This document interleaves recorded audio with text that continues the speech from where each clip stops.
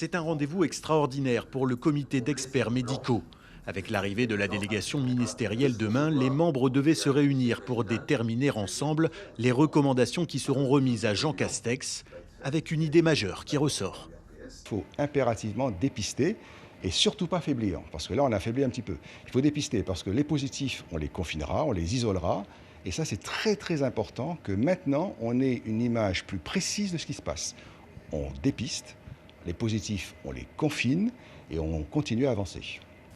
Le comité préconisera aussi le renforcement radical de la marge opérationnelle sur la réanimation, le renforcement des équipes soignantes hors réanimation et une meilleure intégration de la médecine de ville dans le dispositif, aujourd'hui quasiment hospitalo-centré. 3 ministres en même temps sur le territoire, une occasion d'enfin se faire entendre. L'arrivée des 22 médecins signifie l'occupation stricte sur environ 4 lits. Donc c'est sûr qu'on va continuer à demander un nouvel appoint, un nouvel accompagnement pour endiguer donc, le Covid, mais on va surtout aussi parler des questions économiques sur l'accompagnement des entreprises, du monde économique de la Guyane qui a été puissamment touché par la crise du Covid. À cette réunion étaient conviés les 4 parlementaires de Guyane.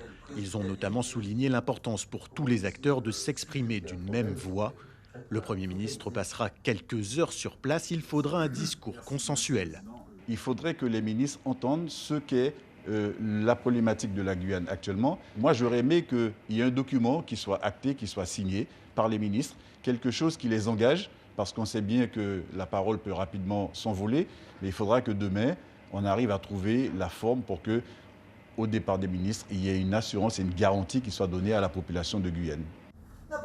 Tous espèrent que cette visite ne servira pas simplement à calmer les tensions et que des décisions seront prises.